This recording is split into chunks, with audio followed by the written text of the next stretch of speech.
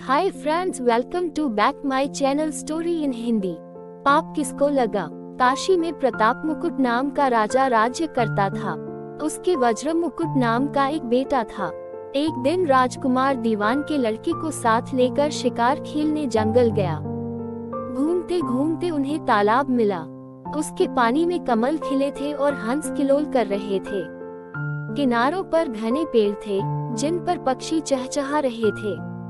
दोनों मित्र वहां रुक गए और तालाब के पानी में हाथ मुंह धोकर ऊपर महादेव के मंदिर पर गए। घोड़ों को उन्होंने मंदिर के बाहर बांध दिया।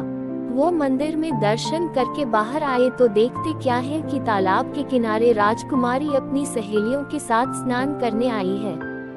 दीवान का लड़का तो वहीं एक पेड़ के नीचे बैठा रहा, पर राजकुमार से न रहा गया। वो आगे बढ़ गया। राजकुमारी ने उसकी ओर देखा तो वह उस पर मोहित हो गया।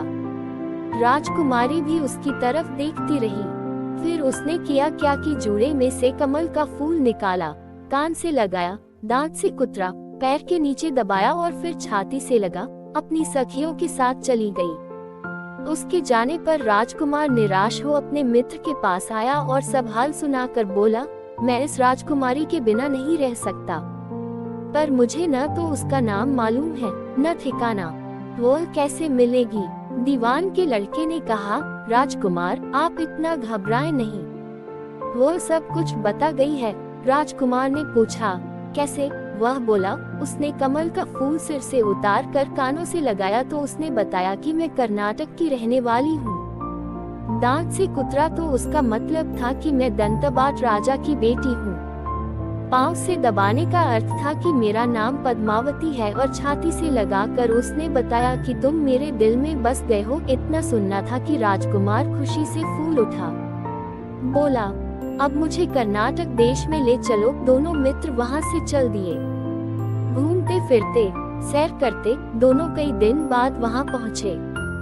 राजा के महल के पास गए तो एक बुढ़िया अपने द्वार पर बैठी चरखा काटती मिली।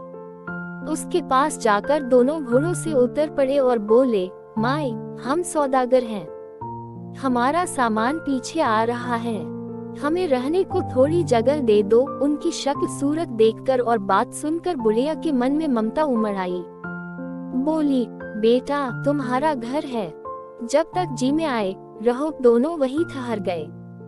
दीवान के बेटे ने उससे पूछा, माई तुम क्या करती हो, तुम्हारे घर में कौन कौन है, तुम्हारा गुजारा कैसे होता है। बुढ़िया ने जवाब दिया, बेटा मेरा एक बेटा है जो राजा की चाकरी में है। मैं राजा की बेटी पहमावती की धाये थी। बूढ़ी हो जाने से अब घर में रहती हूँ। राजा खाने पीने को दे देता है। दिन में एक बार राजकुमारी को देखने महल में जाती हूँ। राजकुमार ने बुढ़िया को कुछ धन दिया और कहा, माए कल तुम वहां जाओ तो राजकुमारी से कह देना कि जेठ सुदी पंचमी को तुम्हें तालाब पर जो राजकुमार मिला था वह आ गया है। अगले दिन जब बुढ़िया राजमहल गई तो उसने राजकुमार का संदेशा उसे दे दिया। सुनते ही राजकुमारी ने गुस्सा होकर हाथों में चंदन लगाकर उसके गाल पर तमाचा मारा और कहा, मेरे घर से निकल जा। बुढ़िया ने घर आकर सब हाल राजकुमार को कह सुनाया। राजकुमार हक्का बक्का रह गया। तब उसके मित्र ने कहा, राजकुमार आप घबराएं नहीं, उसकी बातों को समझें। उसने 100 उंगलियां सफेद चंदन में मारी, इससे उसका मतलब यह है कि अभी 10 रोज चांदनी के हैं। उनके बीतने पर मैं अंधेरी रात में मिलूंगी। 10 दिन के बाद बुढ़िया ने फिर राजकुमारी को खबर दी तो इस बार उसने केसर के रंग में 3 उंगलियां डुबोकर उसके मुंह पर मारी और कहा, भाग यहाँ से। बुढ़िया ने आकर सारी बात सुना दी। राजकुमार शोक से व्याकुल हो गया। दीवान के लड़के ने समझाया, इसमें हैरान होने की क्या बात है। उसने कहा है कि मुझे मासिक धर्म हो रहा है। 3 दिन और ठहरो। 3 दिन बीतने पर बुढ़िया फिर वहां पहुंची। इस बार राजकुमारी ने उसे फटकार कर पश्चिम की खिड़की से बाहर निकाल दिया। उसने आकर राजकुमार को बता दिया। सुनकर दीवान का लड़का बोला, मित्र उसने आज रात को तुम्हें उस खिड़की की राह बुलाया है। मारे खुशी के राजकुमार उछल पड़ा। समय आने पर उसने बुढ़िया की पोशाक पहनी, इत्र लगाया, हथियार बांधे। दोपहर रात बीतने पर वह महल में जा पहुंचा और खिड़की में से होकर अंदर पहुंच गया। राजकुमारी वहां तैयार खड़ी थी। वह उसे भीतर ले गई।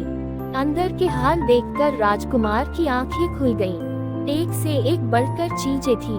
रात भर राजकुमार राजकुमारी के साथ रहा।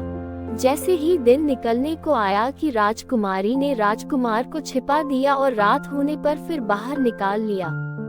इस तरह कई दिन बीत गए। अचानक एक दिन राजकुमार को अपने मित्र की याद आई। उसे चिंता हुई कि पता नहीं उसका क्या हुआ होगा। उदास देखकर राजकुमारी ने कारण पूछा तो उसने बता दिया। बोला, वह मेरा बड़ा प्यारा दोस्त है, बड़ा चतुर है। उसकी होशियारी से तो तुम मुझे मिल पाए हो। राजकुमारी ने कहा, मैं उसके लिए बढ़िया बढ़िया भोजन बनवाती हूँ, तुम उसे खिलाकर तसल्ली देकर लौट आना। खाना साथ में लेकर राजकुमार अपने मित्र के पास पहुँचा। वे महीने भर से मिले नहीं थे। राजकुमार ने मिलने पर सारा हाल सुनाकर कहा कि राजकुमारी को मैंने तुम्हारी चतुराई की सारी बातें बता दी हैं, तभी तो उसने यह भोजन बनाकर भेजा है। दीवान का लड़का सोच में पड़ गया। उसने कहा, यह तुमने अच्छा नहीं किया। राजकुमारी समझ गई कि जब तक मैं हूँ वह तुम्हें अपने बस में नहीं रख सकती, इसलिए उसने इस खाने में जहर मिलाकर भेजा है। यह कहकर दीवान के लड़के ने थाली में से एक लड्डू उठाकर कुत्ते के आगे डाल दिया। खाते ही कुत्ता मर गया। राजकुमार को बड़ा बुरा लगा। उसने कहा, ऐसी स्त्री से भगवान बचाए, मैं अब उसके पास नहीं जाऊंगा। दीवान का बेटा बोला, नहीं, अब ऐसा उपाय करना चाहिए जिससे हम उसे घर ले चलें। आज रात को तुम वहां जाओ। जब राजकुमारी सो जाए तो उसकी बाईं जांघ पर त्रिशूल का निशान बनाकर उसके गहने लेकर चले आना। राजकुमार ने ऐसा ही किया। उसके आने पर दीवान का बेटा उसे साथ ले योगी का भेष बना, मरघट में जा बैठा और राजकुमार से कहा कि तुम ये गहने लेकर बाजार में बेच आओ। कोई पकड़े तो कह देना कि मेरे गुरु के पास चलो और उसे यहाँ ले आना। राजकुमार गहने लेकर शहर गया और महल के पास एक सुनार को उन्हें दिखाया। देखते ही सुनार ने उन्हें पहचान लिया और कोतवाल के पास ले गया। कोतवाल ने पूछा तो उसने कह दिया कि ये मेरे गुरु ने मुझे दिए हैं। गुरु को भी पकड़वा लिया गया। सब राजा के सामने पहुँचे। राजा ने पूछा, योगी महाराज, ये गहने आपको कहाँ से मिले?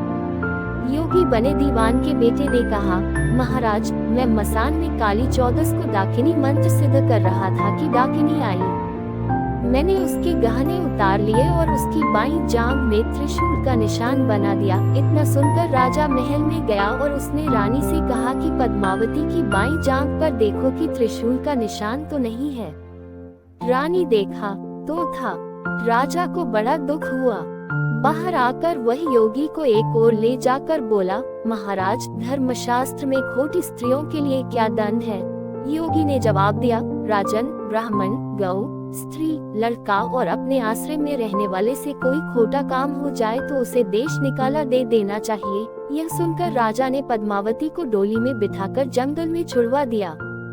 राजकुमार और दीवान का बेटा तो ताक में बैठे ही थे। राजकुमारी को अकेली पाकर साथ ले अपने नगर में लौट आए और आनंद से रहने लगे। इतनी बात सुनाकर बेताल बोला, राजन, यह बताओ कि पाप किसको लगा है? राजा ने कहा, पाप तो राजा को लगा। दीवान के बेटे ने अपने स्वामी का काम किया। कोतवाल ने राजा को कहना माना और राजकुमार ने अपना मनोरथ सिद्ध किया। राजा ने पाप किया, जो बिना विचारे उसे देश निकाला दे दिया। राजा का इतना कहना था कि बेताल फिर उसी पेड़ पर जा लटका। राजा वापस गया और बेताल को लेकर चल दिया। बेताल बोला, राजन, सुनो, एक कहानी और सुनाता हूँ। ऐसी वीडियो देखने के लिए हमारे चैनल को सब्सक्राइब कीजिए।